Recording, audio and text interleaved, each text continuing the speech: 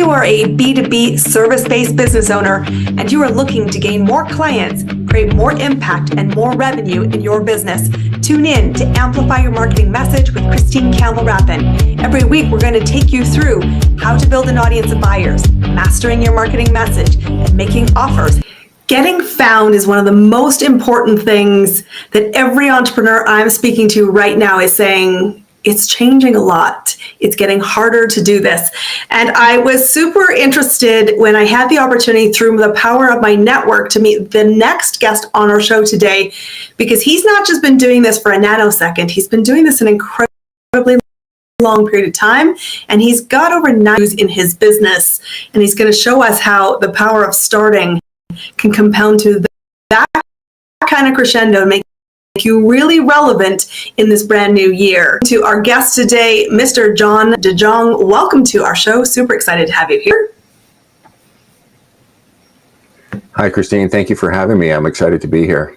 My absolute pleasure. So I want to talk about this because when I was reading your information that you had shared with me, I was like, wow, 900 reviews. And yes, your business has been around for years, but that's super impressive. And let's talk right out of the gate why it's so important to have reviews and to make that a core principle and how you've done it so effectively. Well, I think your clients or viewers already know how important it is. Every one of us, well, I would say this, 66% of you have looked at a Google review and seen an online Google business profile in the last 3 days. That's what we do when we're looking for a restaurant near me, or the best podcast near me, or an accountant, or what have you. We look to our phones now. When I bought this business 16 years ago, we were still paying money for Yellow Pages ads, and we still had a fax machine. But times they are changing. So Google reviews or being found online nowadays is not only a Google thing, it's also AI as well. And that's how people are going to find your business nowadays. I'm curious because obviously in the traditional bricks and mortar, yes, it was imperative. I remember I have friends from school, my early career days, where they sold Yellow Pages and they would travel from small business to small business to get you listed in the listings. And I'm curious if you think it's as relevant to online business and if it matters at all between whether you're bricks and mortar or online in the space of AI. Absolutely, it matters. The important thing for AI is for AI to get the information. It's called an LLM, or a large language module, and I'll try not to speak in tech talk. So, but basically, a large language module is a phone book of all the information available about your business. Now, that phone book used to be the Yellow Pages. That was the search index. That's where people looked for a business, and they would look by categories. If my dad owned an appliance business back in the 1970s, so you'd look under appliances, and then it would be found alphabetically after that. He also owned a bicycle business, so you'd look under B for bikes, and alphabetically, so there would be AA bikes and AAA bikes, so people would play games to try to get found. Well, it's exactly the same thing nowadays. For the last 15 years, it's been Google, and you needed to play the games or work with the algorithm to get found. Now it's artificial intelligence, so we have I've developed what I call AI squared. So that's my actual intelligence, and you got to marry that with artificial intelligence. So artificial intelligence is the tool, but you still have a brain, and you need to use that. You need to coach the tool. You need to supervise the tool. You can't just let some 18-year-old kid working out of his mom's basement, or someone, a virtual assistant in another country that doesn't know you at all, take over your marketing. That's unwise. Let me put it another way. That's foolish. I'm so glad you said that we brought brains to school with us today, because I think that this is a problem. This is a problem. I've always gobsmacked, to use the British expression, when people think that they would outsource their most valuable thing they own, which is their brain and their voice. And when somebody doesn't get you and you haven't taken the time to, you say, to train, to model, to think about how they're showing inputs driven outputs, it's unwise. Guys, you heard it here. Please, please, please, please, please think twice before you do that. But it's interesting that you talk about it being so relevant and relevant for all businesses. So how do you get reviews fast? Because we know we should do it. I think everybody can put up their hand as an audience member and say, like, I know I should do this. I recognize that I use it as a consumer, but somehow it's never high on the priority. And that's a misstep. So how do we get there fast? So you're not gonna get reviews fast. You're not gonna get a lot of reviews fast. I have over 900, so that's about seven. I can tell you today, it's 784 Google reviews on my Canadian site, about 60 odd on my American presence, and then 60 or 70 on Facebook. So the most important thing is, you've got to start. I was just writing an article last night, and Darren Williams is the guy who gave me my very first Google review. That was about 10 years ago. So all of those reviews we have, while 900 sounds like a lot, it started with one. Mm-hmm. And I had done, we own a sign and a marketing company, bricks-and-mortar sign shop in Victoria, British Columbia, and myself and my teammates had just finished putting privacy glass or privacy treatment on his law firm windows. And Darren said to me, "Hey, great job. Let me give you a Google review." So first of all, that was unique because most people don't volunteer to give you Google reviews. You got to ask, and we'll come to that in a second. But I said, "What's that?" And I had been smart enough to set up a Google Plus account for my business, but I didn't know what it did.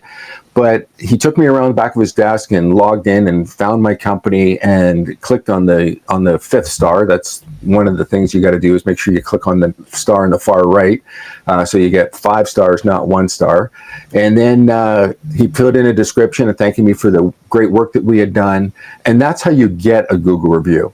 But so first of all, you got to start with one. The second thing you have to do is you have to ask, okay, I think that you're married. I'm married. I've been married for 39 years. You know what? When I met Barbara, she didn't know me. She didn't like me. She thought she knew about me. She had some misinformation about me.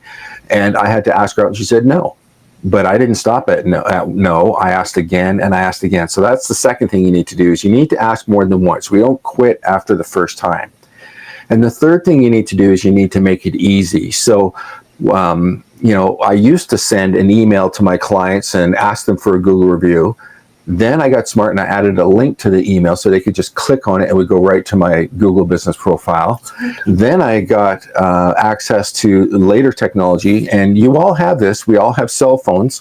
So your cell phone has NFC technology, and that's near field connection. And so now they can just tap on a card. So if you have one of these cards, it links right to your Google business profile. And some people don't have their NFC turned on their phone, but if you're paying with your phone nowadays, you've got it turned on. So we make it really easy. They can also scan the QR code on the back.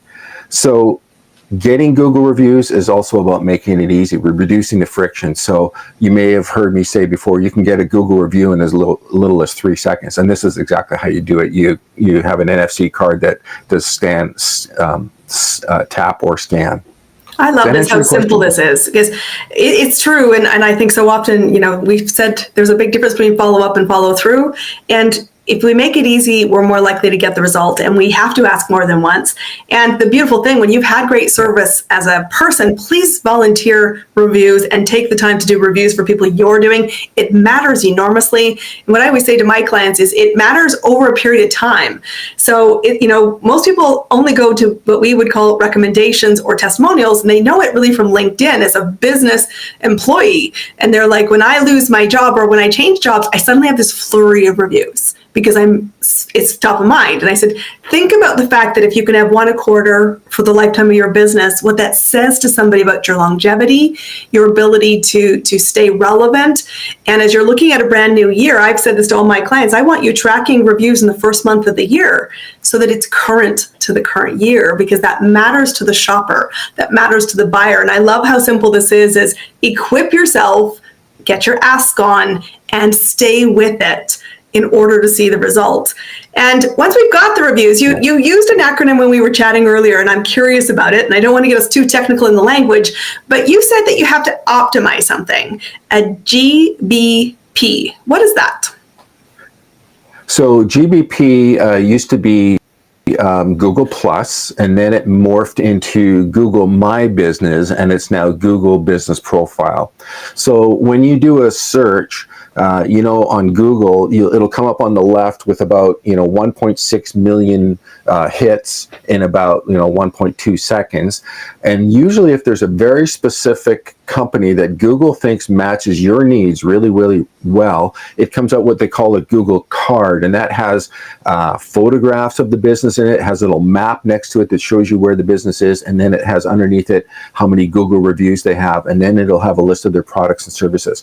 And that's what I was saying, that 66% of us have clicked on one of those in the last 3 days. So we're pretty much all familiar with it. Mm-hmm. Well, that GBP needs to be optimized. Now, people like me, I told you 10 years ago, I had this Google Plus profile, but I didn't do anything with it.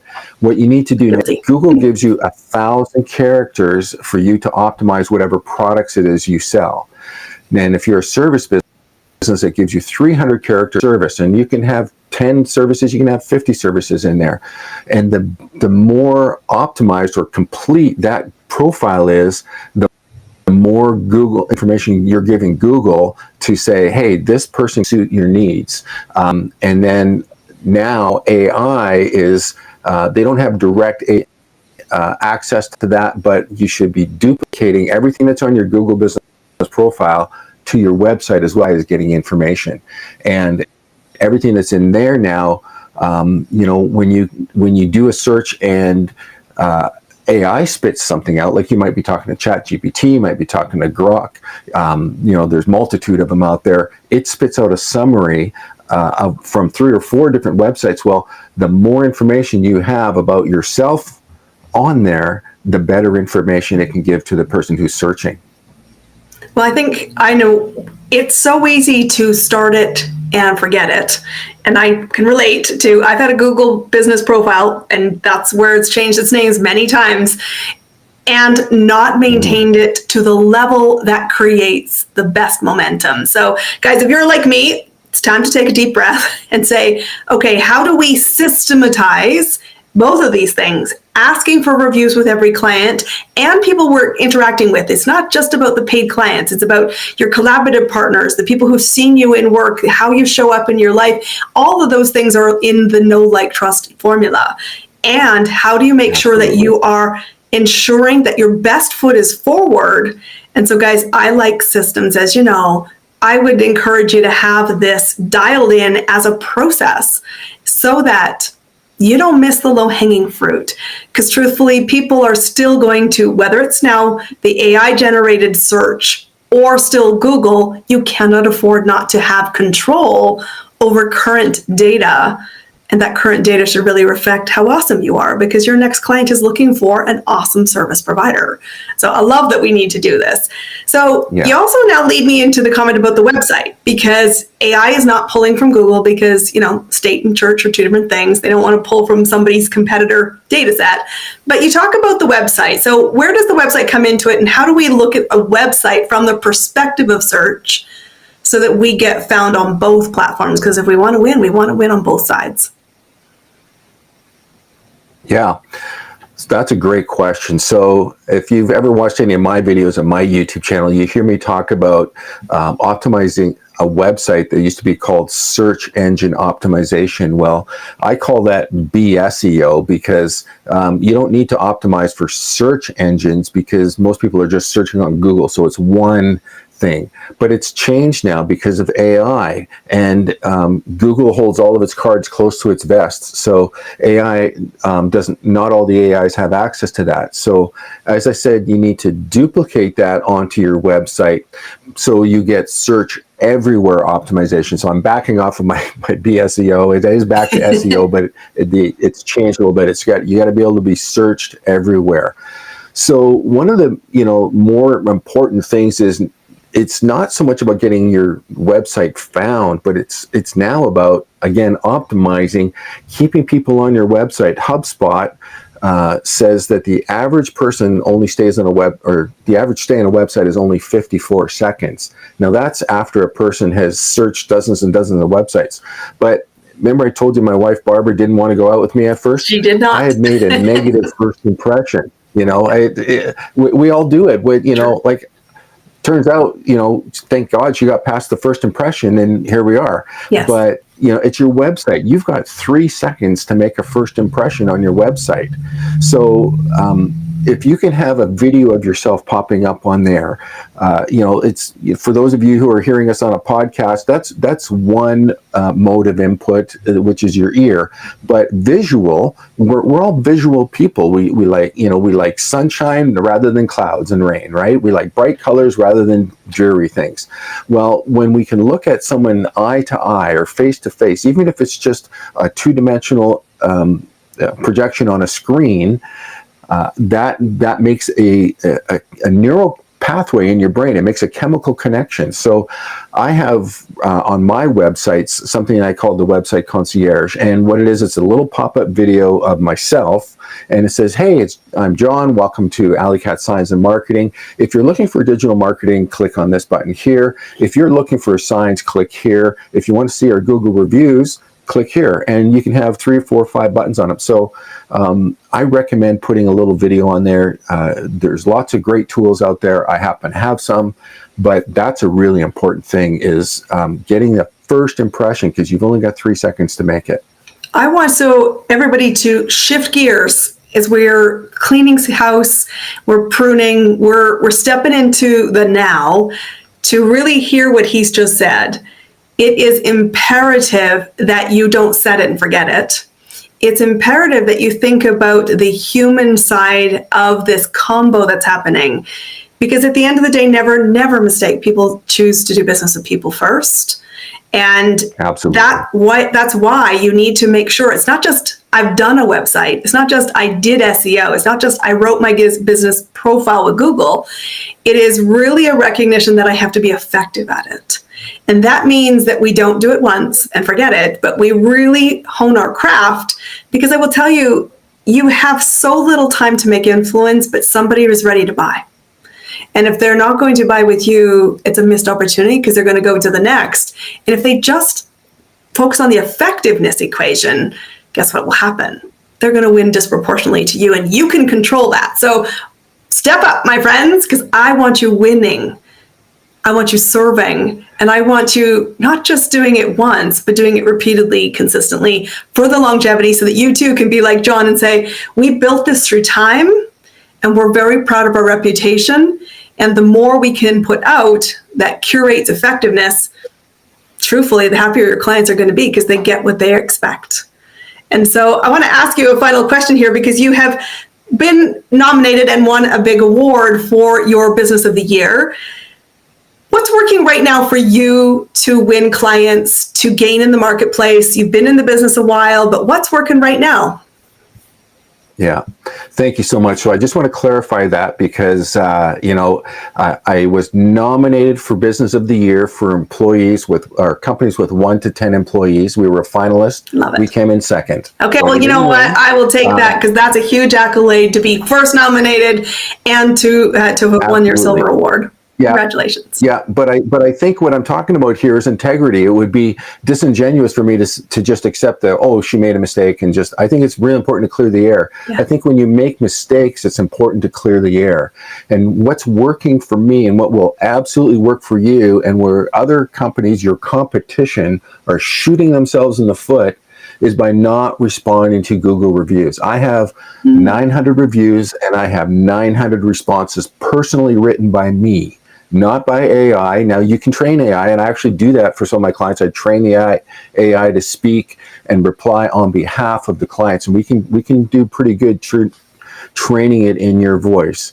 But think about this for a second. If you went out to a restaurant, and my favorite restaurant, I have a son and daughter-in-law that live in Phoenix. We were just down there. If we go to Smokin' Joe's, great rib place, finger looking good, and I see the chef coming out and or the pit boss, and he's been back there since 6 o'clock in the morning, stoking the fire, smoking brisket, smoking ribs. And I as he's walking by, I grab on his, tug on his shirt sleeve, and I say, "Hey, Joe, I just wanted to say thank you so much. The dinner was awesome. I love coming here with my family. I'm going to recommend to all my friends to come back." And Joe just turns around and walks away. Yeah. What did Joe just say to me? He said, "I don't care." Mm-hmm. So when you get a client that leaves you a Google review and you ignore it, you've just insulted that client. And you've told thousands of other clients that, "Hey, Joe thinks I'm okay," but you didn't reply to that. So I tell people, every sign sends a message, every review sends a message. And a 5-star review is great, but if you don't reply to it, you've just left so much money on the table. You can, even if they don't say what they did, I reply to reviews that the client, sometimes I have to track down through my database who that person was and say, "Oh, thank you so much for doing business with us and allowing Alley Cat Signs to make your new A-frame for your business, XYZ laundromat." And all those are keywords that you're able to build back into the review. I love it. But more than that, a negative review has to be replied to. Remember I said to you how Google allows you to put 1,000-character description for a product and 300 for a service? They give you 4,000 characters to reply to a Google review, whether it's positive or whether it's negative. Now, I will tell you that I have a 5-star rating, but I have several 1-star reviews. And usually they're not about our product. Usually they're about me and my personality, because I'm a little bit strong. I might have an opinion or two, and I might not be shy of sharing that with you, because I've got 45 years of sales and marketing experience. I'm going to tell you what I think might work better for your business. Some people don't like that. That's okay. But the better you're able to communicate and tell your client, "Okay, I'm sorry, I was wrong. I come across abrasive, or I might have made a mistake, or we were too late. I apologize for that. Let me make that up to you." And then tell your side of the story. A negative review with a really positive or clear rebuttal or explanation, you're not making excuses. Please don't make excuses. Tell your side of the story, take responsibility, and you will build much more of a positive rapport with your prospective clients, and possibly rebuild the one with that peeved off client by taking responsibility and standing up. That's what's working today, because most people aren't doing it. So set yourself apart. I think it's a really good tip about how much space you have to seed words, to seed a response. And yes, guys, stay in integrity with your service. And, I think there's always a question, and I know there's been a lot of change in the landscape about ensuring reviews are authentic, that they're not stuff the ballots, that they are real big people with real responses, and what a golden opportunity to engage with them. So I think that's a fantastic tip. John, how do people find you? How do they learn more about what you're doing, and how do they get support along the way? Hey, the easiest way to get in touch with me is right over there, igetYouFound.com. I've taken everything that I've learned over the years and I've put it into a simple checklist to help you get found. And you can just download that. It's free.